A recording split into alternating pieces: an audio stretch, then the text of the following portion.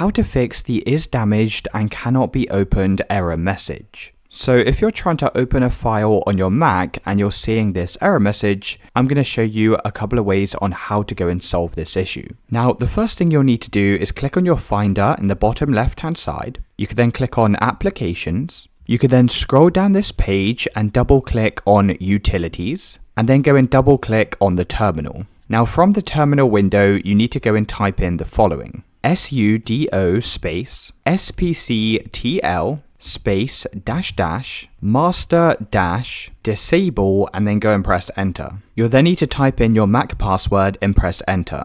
Now, if you get this message saying the system needs to be confirmed in system settings, just click on the Apple logo and click on system settings. You can then click on privacy and security from the left hand side, scroll down to the very bottom of the page, and where it says allow applications from, click on the drop down arrow and then just go and change this to anywhere. You'll then need to enter your password once again and select allow from anywhere. Now, once you've done this, come back over to your terminal and you need to type in the following: xattr space -cr space. You could then open up your Finder, click on Applications. You then need to select the application you're trying to open and go and drag it over to the desktop like this. Now, once it's on the desktop, you need to go in, move it over to the terminal like so, and then you can press enter. Now, once you've done this, you can head back over to your applications. You can then right click on the app and select open, and you should now be able to go and open up this application.